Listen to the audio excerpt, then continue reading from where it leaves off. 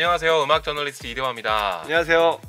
마세요 DJ 한민입니다. 자, 오늘의 주제는 DJ죠. 제가 DJ이고 또 EDM 전문 저널리스트신데 서로 의견을 합의하에 DJ라는 타이틀로 오늘 여러 가지 이야기를 나눠볼 건데요. 제가 대화 씨랑 방송을 하면서 되게 든든한 거는 엄청 전문가의 포스가 그냥 줄줄줄 흐르시잖아요. 그러나요? 떨어졌네. 전문. 이게 뭐야? 이런 개그에 여러분들이 적응해 주시기를 바랍니다. 네. 저희가 이렇습니다. 우리 대화 씨랑 이렇게 방송을 하면서 굉장히 좀 안정적인 느낌을 받아요. 목소리 톤도 뭔가 믿음감이 있고 좀 지루해서 그렇지. 그래서 오늘 XP 어디 갔지? 알겠어요. 이런 네. 리액션 안 좋다고 저번에 말씀드렸어요. 저는 좋습니다. 자, 오늘의 주제 DJ인데 전문 저널리스트가 있기 때문에 개념 설명을 아주 지루하게 한번 듣고 가죠. 아주 지루한 5분 정도를 만들어 드리겠습니다, 여러분. 각오하시고요. 벌써 졸려. 디스크 자키의 줄임말이 바로 DJ죠. 요즘은 그냥 DJ라고 DEEJAY 이렇게 쓰기도 하는데 그거는 그냥 나중에 생긴 말이고 원래는 디스크 자키입니다. 1935년에 그 말이 처음 생겼습니다. 윌터 윈첼이라는 미국의 한 라디오 DJ가 DJ라는 말을 처음 썼는데 어쨌든 DJ는 라디오에서 처음 탄생한 개념이다. 정말 재밌는 혁명적 사건은 바로 1943년에 발생하는데요. 예전에는 음반을 들으러 돈 내고 가는 사람은 없었던 거예요. 아니 뭐 나도 틀 수 있고 쟤도 틀 수 있는데 뭐 그걸 돈 내고 들으러 가? 이렇게 생각했던 거죠. 근데 지미 사빌리라는 영국의 한 청년이 나 그냥 턴테이블 놓고 음악 파티 만들어 보고 싶은데 생각했던 거예요. 그래서 그랜드 레코드 댄스라는 이벤트를 만들었고요. 그게 1943년입니다. 그러니까 간단히 얘기해서 예전에 밤에 춤추러 놀러 간다 그러면 거기에 밴드가 이렇게 연주했지. 그렇죠. 누가 거기서 음반을 틀어요. 에이 이거 뭐야 이벤트 완전 날탕이네 이렇게 생각했을 수 있던 시대인데 지미 사빌은 혁명적인 아이디어를 떠올린 거죠. 그 당시에 입장료가 딱 1실링이었다고 하는데 그게 지금 돈으로 얼마인지 모르겠습니다만 그렇게 비싼 돈은 아니었던 것 같아요. 비싼 돈이었으면 그렇게 크게 광고 안 했을 거 아니에요. 그렇죠. 싸니까 와라 뭐 이런 의미로 넣었을 것 같고 그 이후로 DJ이 계속 발전을 하는데요. 가장 중요한 건 방금 말씀드린 이겁니다. 라이브 밴드가 아니라 음반을 갖고 하는 거예요. 요즘은 음반이 사라졌으니까 뭐 USB에다가 음악을 담아와서 틀곤 하는데 그것도 하나의 음반의 일종은 아니죠. 음원의 시대가 된 거고 또 재밌는 발전의 역사들이 있어요. 예를 들어서 1947년에 역시 지미 사빌이 2대의 턴테이블 처음으로 갖고 온 사람인데 그 당시만 해도 모든 사람들이 왜 2대의 턴테이블을 써야 되는지 이해를 하지 못했어요. 지미 사빌리라는 사람은 한 곡 틀고 음반 바꿔 끼고 다시 한 곡 틀고 이 시간에 사람들의 흥이 다 죽어버리니까 이거 안 되겠다. 2대 턴테이블 놓고 그 간격을 줄여봐야겠다 생각했는데 그 당시 인터뷰가 있습니다. 지미 사빌이 턴테이블 2대 마련해달라 그랬더니 직원이 이렇게 얘기하는 거예요. 그 장비가 굉장히 튼튼하기 때문에 고장날 염려가 없으니까 당신이 스페어를 갖고 있을 필요가 없다라고 얘기했대요. 나는 이 두 곡 사이의 간격을 줄이려고 얘기했다 그랬더니 직원이 역시 이렇게 얘기합니다. 사람들이 그렇게나 급해요? 라고. 내 관객들은 그렇다라고 얘기를 합니다. 그러니까 DJ가 어떤 직업이고 어떤 게 잘하는 DJing인지 그리고 DJing이 무엇을 위해 발전해 가는지 이런 일화들을 통해서 알 수가 있는데 한마디로 음반을 통해서 사람들을 즐겁게 만들고 더 즐겁게 만들고 더 에너지가 여기까지 올라가게 만드는 그런 DJ가 이제 잘하는 DJ다라고 볼 수 있는 거죠. 한국은 이 변화가 1980년대에 시작됐다 그래요. 그 전에는 다 밴드였는데 갑자기 음반을 트는 디스크 자키들이 나오면서 우리나라 나이트클럽 씬이 완전히 바뀌었고 그래서 밴드들이 설 자리가 없어졌다 그런 한탄도 있는 걸로 압니다. 그러고 보면 DJ란 직업이 지금 생겨난 지 한 70년 정도밖에 안 되는 거네요. 1943년에 첫 번째 오프라인 댄스 파티가 생기니까 음반으로 트는 그러면 한 70년 정도 된 것 같습니다. 2대의 턴테이블 쓴 것이 47년이라고 했으니 네. 딱 70년이 된 거네요. 그러네요. 우리나라에도 정착이 된 게 50년이 안 됐네요. 그 이전에는 댄스 파티가 아니라 이제 음악 감상실 같은 데 있죠. 그쵸. 음악 다방 이런 데서 DJ들이 음악을 틀었는데 1980년대에 우리나라에 들어온 게 바로 디스코텍이라는 건데요. 그쵸. 라이브가 아니라 디스크, 음반 틀고 노는 나이트클럽을 디스코텍이라고 하는데 많은 분들이 잘못 알고 계신 게 캬바레가 제일 촌스럽고 그거 다음에 나온 게 디스코텍이고 그 다음에 나이트클럽, 그 다음에 클럽이 됐다 이렇게 생각하시는데 그게 아니고 디스코텍은 음반을 트는 나이트클럽을 말하는 거고요. 그런 의미에서는 옥타곤이나 파우스트 전부 다 디스코텍의 일종이라고 보시면 됩니다. 그쵸. 좋습니다. 이런 팩트들이 있어요. 네, 아주 지루하게 잘 해주셨네요 오늘. 지루했죠? 저도 지루했습니다. 댓글이 딱 멈췄어. 하지만 이런 컨텐츠가 네. 또 저장이 돼 있으면 그쵸. 또 많은 분들이 좋은 정보를 얻을 수 있지 않겠습니까? 그럼요. 이것만 따로 나중에 한번 모아볼게요. 대화 씨의 지루한 이태원 137의 가장 지루한 순간들 나중에 꼭 꼽아주시기 바랍니다. 제가 여러 가지 소주제를 한번 잡아봤는데요. 첫 네? 번째로 DJ는 어떻게 되는가, DJ가 되는 법에 대해서 얘기를 해보고 싶은데 아무래도 여기에 뭐 우리나라에서 유명한 DJ 분이 있기 때문에 그쵸. 제가 한민 씨만 인터뷰해도 아주 좋은 정보가 될 수 있을 것 같아요. 일단 아주 단도직입적으로 물어보고 싶은 게 어떻게 하면 DJ가 될 수 있는 겁니까? 대한민국에서. 요즘은 접근하는 방식이 좀 다양해진 것 같아요, 예전에 비해서. 물론 클럽에서 로컬로 일하는 것도 전통적인 방법이지만 퇴근 후 DJ라는 그 장교의 시간은 모임이 있듯이 자기네들끼리 커뮤니티를 만들어서 DJ로 활동하는 경우들도 있고, 더 전문적으로 음악을 만드는 크루를 형성을 해서 파티라는 또 그런 프로듀서형 아티스트들도 있고, 물론 이제 클럽에서 일한다고 해서 프로듀싱을 못한다는 건 아니지만, 굳이 이제 클럽에 들어가지 않고도 음악 성향이 비슷한 친구들끼리 모여서 크루 형태가 돼서 DJ가 되는 경우도 있고. 제가 너무 추상적으로 질문 드렸더니 아주 구체적인 도움이 안 되는 것 같아서 아주 구체적으로 한번 질문을 해볼게요. 아, 그래요? 네, 정말로. 한민 씨가 어떤 클럽의 음악 감독입니다. 어떤 DJ가 믹셋을 들고 찾아와서 한번 들어주세요 라고 했어요. 그리고 그 친구랑 얘기도 해봤고, 어떤 DJ랑 일하고 싶으실 것 같아요? 저는 잘생긴 아, 뭐야, 적폐야 적폐. DJ 씬의 적폐.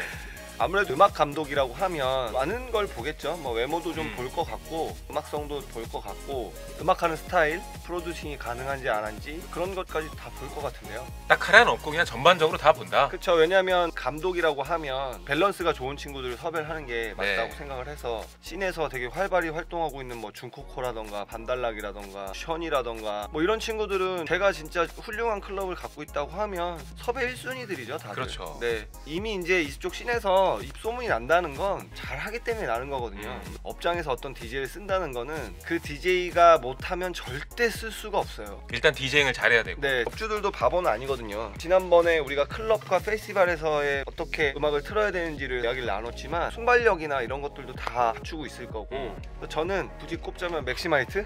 아, 요즘 잘하는 친구로. 맥시마이트 좋습니다. 잘생겼잖아요. 저의 어릴 때를 보는 것 같아요. 이건 편집해 주시죠. 이거 유해한 컨텐츠가 될 것 같아요. 자라나는 DJ 꿈나무들이 성형수술하게 생겼습니다. 이러면 안 되겠고요. 그러진 않아요. 그럼 좀 더 진짜 더 구체적으로 물어볼게요. 수많은 DJ들이 오디션을 보러 왔습니다. 난 다 필요 없고 이거 안 되면 절대 안 뽑아. 가장 기본적으로 갖춰야 될 기본기가 뭐가 있을까요? 인간성 아닐까요? 인간성. 실력이 다 비슷비슷하다면 길게 두고 보고 싶을 것 같아요. 그러려면 인간성이 좀 받쳐줘야 되지 않을까. 저도 그런 거 많이 느끼는 게, 이제 필자들을 모아서 뭘 만들잖아요. 신인 필자들도 같이 참여하게 됐는데 서로 이거 써놓기로 해놓고는 마감을 안 지켜요. 그러면 정말 답답하고 저 친구랑 일하기 싫더라고요. DJ도 뭐 늦거나 노력 안 하는 게 그대로 눈에 보이거나, 그럼 저도 일하기 싫을 것 같은데, 그러면 제가 이제 DJ를 열심히 해보려다가 결국 못하고 있지 않습니까? 아, 그랬어요? 네, 못하고 있는데요. 네. 하고는 싶어. 근데 안 찾아. DJ 한민이 분석하는 저널리스트 이대화가 파티 섭외가 안 오는 이유. 티켓 파워가 없어서. 진짜 촌철살인이네. 업주들은 냉정하다니까요. 파티 플래너들도 냉정합니다. 티켓 파워가 없잖아요. 아, 근데 그 티켓 파워라는 게 뭘까요? DJ의 파워. 글쎄요, 한국에 있나요? 존재하나요? 아, 저 사람이 가면 무조건 온다. 한 500명 있는 그런 DJ 10명 정도로 따지면 있지 않을까요? 뭐 10명, 50명 정도? 저는 이제 가끔 그런 얘기를 듣긴 들었어요. 제가 부산 공연 같은데 갔을 때 전화를 해서 오늘 오냐고 그렇게 물어보고 테이블 예약을 하신 분들이 있었다고 얘기를 들은 적이 몇 번 있어요. 예. 제가 좀 더 다양하게 활동하고 조금 더 많이 노출되고 그러면 분명히 생길 거라고 생각을 해요. 사실 인포까지 전화를 안 하더라도 야, 오늘 누구 온대 하고 찾아오시는 분들은 분명히 존재할 텐데, 사실 그런 경우는 아까 나열했던 중코코, 션, 반달라, 맥시마이트, 뭐 킹맥 이런 친구들, 바가지 이런 친구들은 몇백 명 정도의 수준은 아니더라도 많이 좀 생기지 않았을까요, 예전에 비해?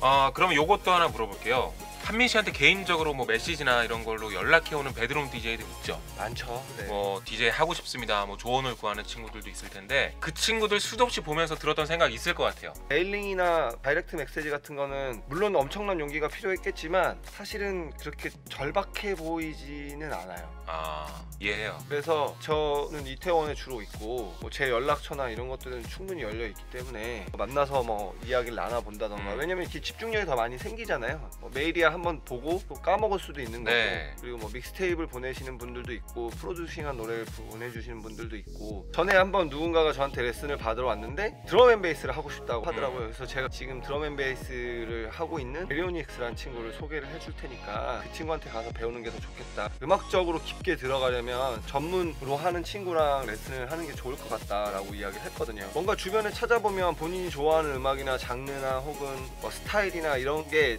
본인에게 맞는 사람 사람들이 분명히 있을 거예요. 그러니까 그런 사람들에게 직접 찾아가서 조언을 구하는 게 어찌 보면 더 피드백도 더 정확히 받을 수 있고. 이거를 좀 DJ와 저널리스트로 비교해보고 싶은데요. 제 말이 DJ 씬에도 적용이 되는지 한번 잘 들어봐 주세요. 음악 글을 쓰겠다는 친구들이 정말 많아요. 저한테 이메일도 보내고요.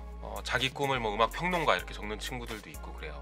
근데 그 친구들이요, 딱히 데뷔할 수 있는 어떤 공식적인 오디션 통로가 없다고 하더라도 어디선가 부딪히게 돼 있고, 그리고 정말 하고 싶은 애들은 어떤 식으로든 튀게 되어 있더라고요. 어느 게시판에 가서 뭐 왕노릇을 하고 있든가, 아니면 자기 블로그를 멋있게 만들어서 이미 유명해져 있던가, 아니면 평론가들이 하는 강의에 찾아다니면서 이미 얼굴이 익은 친구던가, 너무 신기하게도 진짜 재능 있고 뭔가 하려는 친구들은 결국 만나게 돼요, 프로들이랑. 그리고 그런 친구들이 좀 신뢰가 되더라고요. 저도. DJ들도 그런가요? 그럼요, 똑같습니다. 왜냐면 그 많은 분들이 오해하고 계신 부분들이 있는데, 저도 그렇고 대부분의 이제 프로듀서 DJ들은 자기의 프로모션은 웬만하면 자기가 다 직접 하거든요. 그렇죠. 뭔가 누군가의 도움을 받는다거나 이러기에는 이제 시장이 너무 작기도 하고, 이런 부분도 좀 다루고 싶은데, DJ한테 과연 매니지먼트가 필요 있을까? 저는 필요 없다고 생각하는데, 한번 DJ에게 매니지먼트 필요 있다 없다, 하나 둘 셋.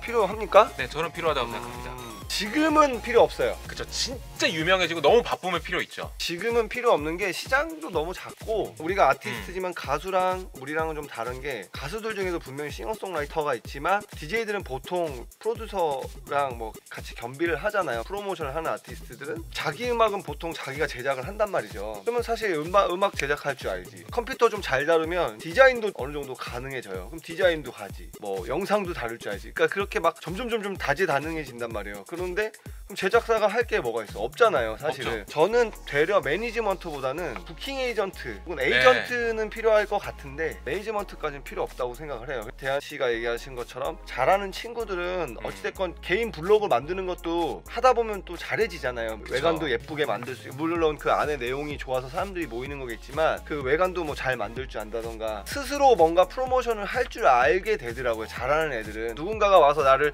뿅 뽑아가주길 바란다기보다 요즘은 시대가 인터넷도 발달이 많이 돼 있으니까 여러 가지로 소통할 수 있는 창구들이 많이 생겼잖아요. 네. 재능 있고 튀는 친구들은 기다리지 않고 자기의 길을 스스로 찾아가는 경우들이 되게 많더라고요. 그렇죠.